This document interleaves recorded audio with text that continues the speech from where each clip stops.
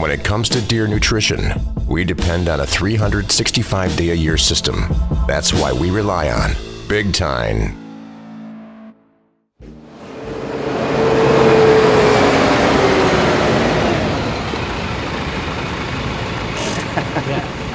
Just got a turtle brownie at the Stringtown store, so I'm ready to go.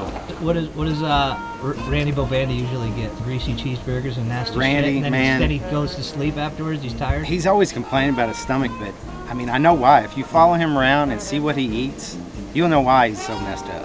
Perfect. You try and keep it light with the brownies? Yeah, I got a diet soda, you know, and so I could get the brownie. Pardon me and my tone. You can't step to my throne.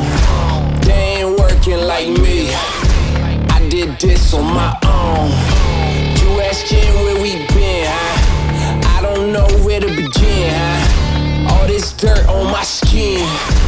I just came here to win. I'm more than a man, I'm a monster. Somebody call a pastor, doctor. New York, London to Japan. I'ma show the whole world who I am. Boom.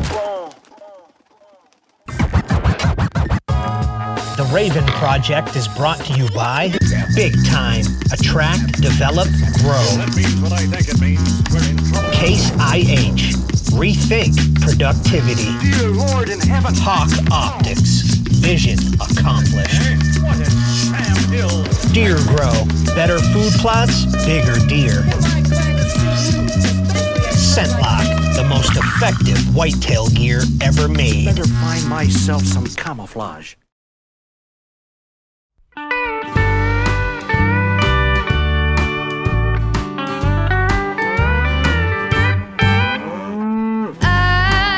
You know, last time you guys saw us, we were getting hinge cuts done.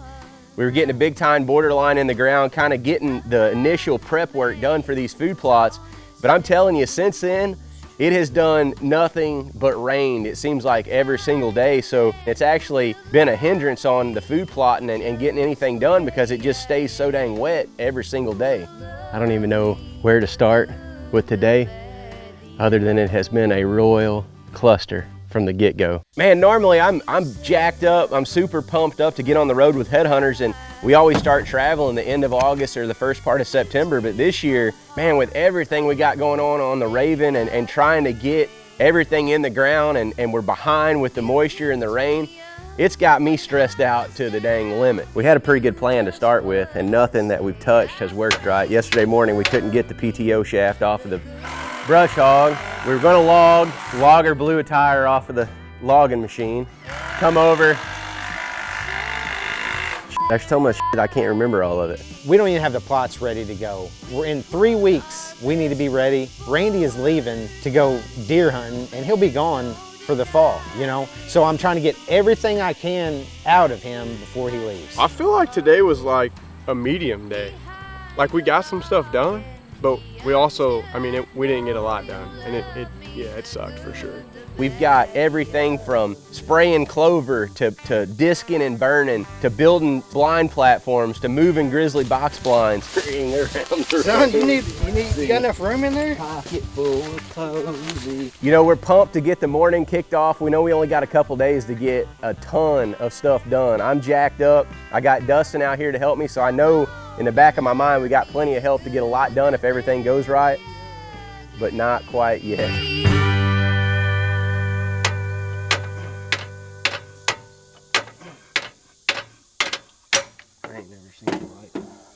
It's no wonder why we can't get nothing done.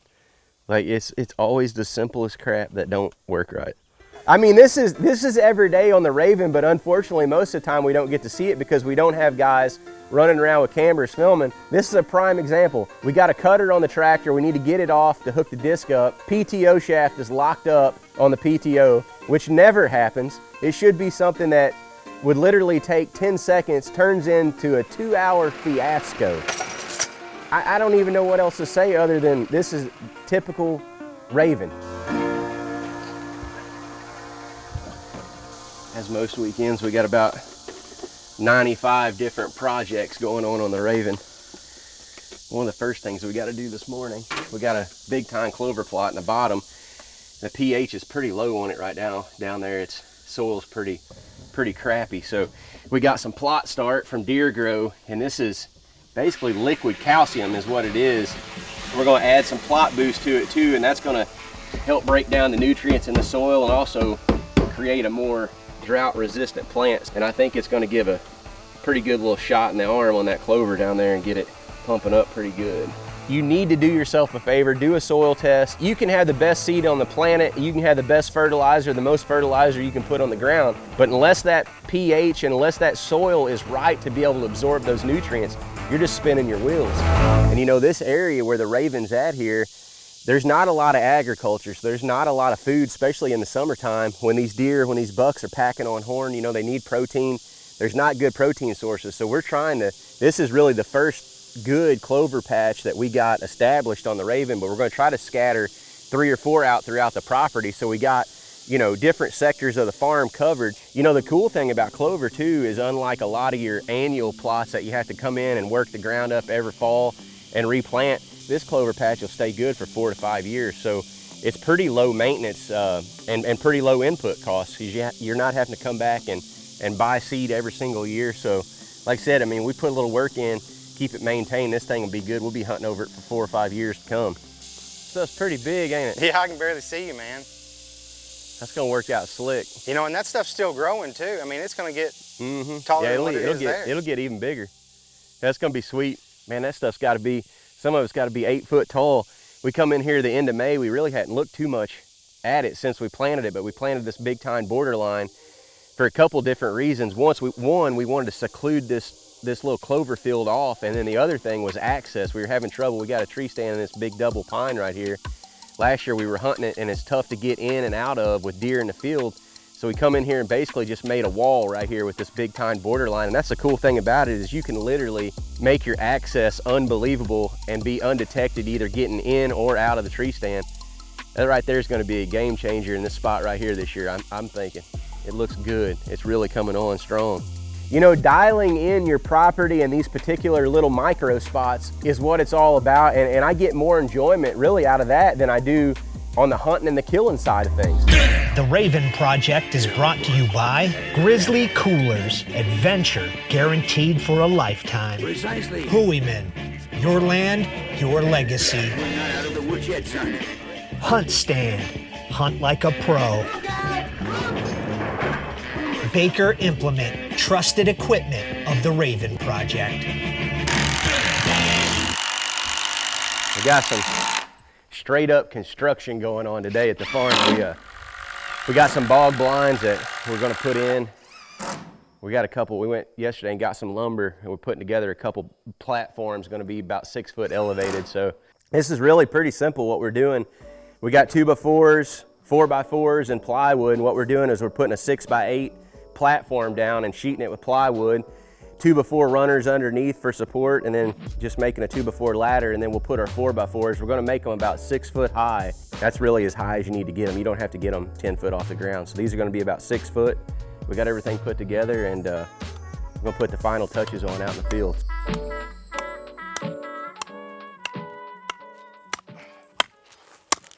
That one just to your left there too. Right, yep, that one right there. Can you pull those vines down right there above your head? Yeah, try to get them ones on the right side there too. That whole lane up through there is pretty much blocked. I about had all I could take. Like today when it's hot and Randy's just sitting up there barking orders. Can you pull those vines down right there above your head? Yep, that one right there. No, he's kind of like Cody. He says he does everything, but he really don't do anything. It's gonna be freaking slick. That platform is solid as a rock. Hey boys, every good project needs a good project manager. Hey project manager, can you manage to get me a water out there? Well, I would, but we're out. Let's get out of here. You know, these elevated platforms that we're putting these ground blinds on, something that we started using a few years ago, they're super easy to build, and we figured out over the years of rather than putting a ground blind on the ground and having the length of time that it takes for a deer to get used to it, these elevated platforms just expedite that process like crazy. You can put these things up just enough to where the deer can kind of see under them. And what we figured out over the years, as long as they can see under the blind and kind of see behind, it's crazy how fast they they get comfortable with them. You can literally move these platforms in the same day and hunt them. We normally try to get them in the summertime and then we'll throw up the blinds before season. But these things, man, have changed the way that we hunt out of ground blinds. We just got our blind platform put up. Man, these things are slick in these spots like this right here. We don't have any trees on this end of the food plot where we needed to be. And the reason we put this in here, this is a plot we've hunted a lot and we've always hunted it from the north end. That's the only place there's any good trees, and we got a tree stand down there. The problem is access, because you got to come in, you got to go all the way through the food plot, and then at night you got deer in the field and you got to walk right back through them. So we come in, we built this blind platform. We're going to put a bog blind up here in probably a month or so, but we got this food plot split with big tine borderline, and what we're going to do is just mow a path right through here about 20 yards in front of the blind platform, and they'll be able to connect then these two food plots right here, and hopefully they'll start using that. I think it's going to work slick. These things, man, are awesome in spots like this, like I said, where you don't have a tree in the right spot. I like using them a lot more than just putting a blind on the ground, because the deer get used to them so much quicker. That's the big thing. And you can come in here, put these up. We could have put it in here today and hunted it tonight if we wanted to. Well, we're on to project 98 for the weekend. We're heading up here.